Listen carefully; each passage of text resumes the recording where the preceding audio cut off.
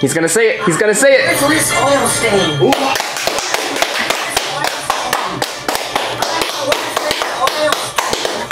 In March, I returned to single-handedly destroy TFCon LA once again. This time accompanied by a wide volley of other Transformers YouTubers.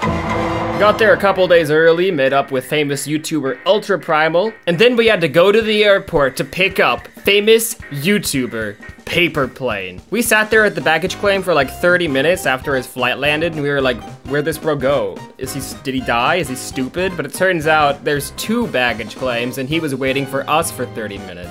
Paper Plane's very first words to me were, "Wow, you're a tiny man." The aura he emanates as a British person is insane. I felt like he was going to lose the Battle of Yorktown any minute. And I was like, wow, it looks just like GTA 5. What are you doing? Your content. I'm not gonna want to be content, I want to be Paper Plane. Alright, kid. See ya. It'd be really funny if it said sex on the back. I thought you were gonna run into the door. The next day, we headed to Super Nintendo World shortly after its opening. Paper Plane ran straight into the paintings on the wall like Mario 64, but I wasn't even filming it. He says it really hurt him. It was a lot like the Mario movie in the sense that there's a ton of references and Easter eggs, but then you leave the ride feeling absolutely nothing. The third trailer for the Mario movie actually dropped while we were in Super Nintendo Land. It's Transformers. I've never seen them in real life. NEST stands for Never Eat Starscream Transformers. Alright, Theorymus, where does Transformers the ride fit into the Bayverse timeline? Please let us know. Right after the ride, it empties you out into a Transformers Prime room that Ultra Primal and I noticed, because they have not updated any part of this ride since they made it in 2011. He's trying to look tough. Don't put your hands in your pockets. Cross your arms, that was better. Then I left the theme park early because I was bored. I don't like theme parks. They're hot and irritating and they get everywhere. Out of boredom that night, I walked to Target, the very same shopping complex that Alex and I got a USB DVD player at to play the animated shorts that Marty Eisenberg brought the previous year. The next morning, I realized there were massive gaping holes in my one pair of pants. Ultra Primal was going to Target, so I had to embarrassingly tell her, "Hi, can you get me pants? I have holes in my pants." Comet and Cam canceled at the last minute, so Paper Plane is on our floor. Yeah. That's what you get for being British. Hey, now Alex is here. Remember Alex? I don't know who this is. Then the next day, we actually redid my walk to the Blast from the Past toy store. Most of Derek's collection is completely gone. Almost all of it's been resold to fans of his. While I was there, I grabbed a few activators I didn't have, his Dirge and Thundercracker, and his gray and blue sound waves, which I put next to my Cracker sound wave, and I'm happy to have them in my collection. Some guy left a poster for his Transformers Roblox world out in the hotel lobby. Love the grind. I left Kian and Alex alone in the room for like 5 hours because I went to meet my American friend Jojo, and we went into LA and I got high as fuck and I just came back and I'm fucked up, like really, we're fucked up. I'm fucked up, so's Jojo. I'm not putting that on my video. Why not? Then on Saturday, the main convention really started and it was time to hit the ground running and give lots of Transformers celebrities the rare, elusive opportunity of meeting me. This was easily gonna be the best day of their lives. I met Jessica Giovanni, the voice of Cyberverse Windblade, and we talked for a bit. Now we know each other, and she's voice acting in something I'm gonna put on the channel soon. I talked to Travis Arts, the voice of Cyberverse Hot Rod. I was like, hey, I was one of the fans who had my name in the season 4 premiere, and he had no clue what I was talking about, and then I had to awkwardly explain it, and he was like, oh, cool. I met Terry McGovern, the voice of G1 Onslaught. I showed him the trailer for Transformers Combaticons, and he was like, wow, okay.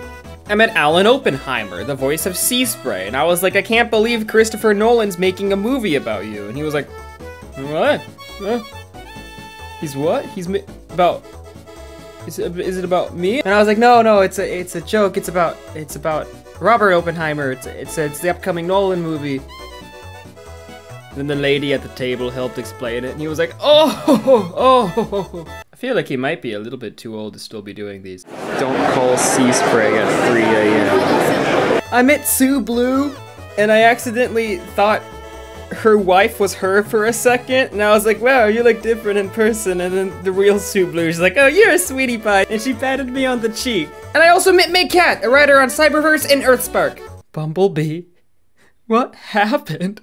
At dinner, I sat by famous YouTuber Evangelist, and he praised me for carrying his torch by shoving cameras in people's faces at TFCon. Paper plane, why were you eating French fries with a fork? How are you? What would I eat them with a knife? What do I do? Your fingies!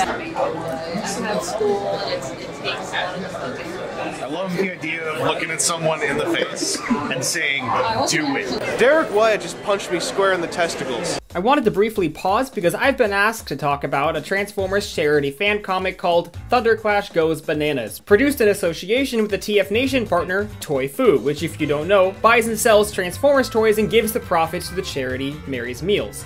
THUNDERCLASH Goes Bananas is a 48-page comic with 12 pages of extra features by a number of prominent Transformers artists. On their Ko-fi account, they're currently holding pre-orders for physical copies. 100% of digital sales and all profits from print copies go to Toy Fu. Check it out via the links in the description. That night, Paper Plane convinced me to come to Wheel of TFCon, a little game show that General Techno runs. It's just Wheel of Fortune, but with Transformers words. Oh my god, it was the most fun I had the whole weekend. Jim Sorensen took his hat off, you know he was having a good time. I uploaded it to my YouTube channel, and I won the first game against Evangelist and Paper Plane. Alright! Motormaster, Optimus Prime, and Toxitron!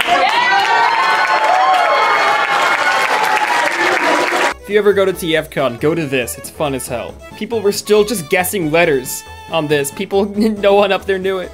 Turn that shit down. Turn it down. It's too loud. Are you filming again? The Decepticons.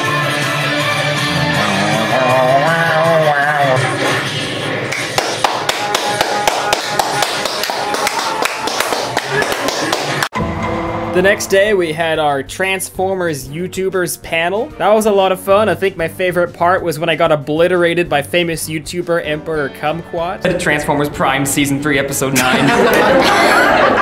Episode 8. Owned?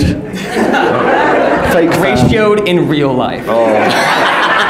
I got to show off clips of Transformers Combaticons for the first time. A mystery as old as time. Think about the cosmically colored Professor Princess. Now Pepper faced her and lived.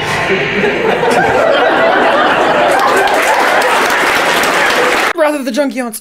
What? The morning of, I looked at the TFCon schedule and I thought it was removed from the lineup and I started to panic, but it turns out I was looking at the one from Chicago, which is not LA. So I really thought they just knocked us off and didn't tell us at the last minute. I was scared.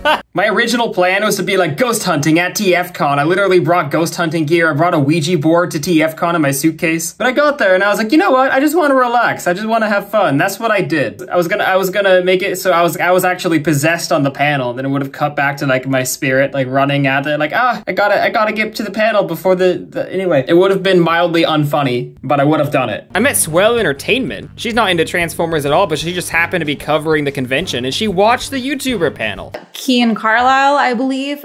He's a viewer. He noticed me when I walked in, said hi, and then he went into the panel. In the dealer room, there was this big like metal cage with one exit. And I've got a bunch of B-roll of it because I was gonna be like, haha, it's like a cage match, haha, but then she made the same joke in her video, so I was like, shit. And then lastly, I literally forgot about this until going through photos while editing this video. I met Peter Cullen. God himself lies beyond this door. If I had been thinking, I would have asked him his opinion on Winnie the Pooh, Blood and Honey, as he was the voice actor of Eeyore. But alas, it slipped my mind. I don't even know what I said. I was probably just like, hello, Peter. And he was like, ha ha ha, ha ha ha. He's like a grandpa. He's all of our grandpa. We love him. So Alex and I secured all of the plastic we desired.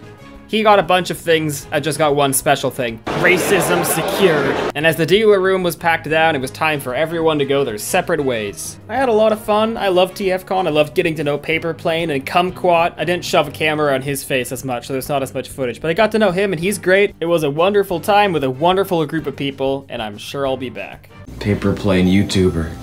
We're about to go to the airport, and it's 4 a.m. Yeah. And we're gonna say goodbye, and we'll never see each other. Yes, we fucking Again. will. So this is the emotion. This is like the ending of the video, of my content. I'm wearing my pajamas.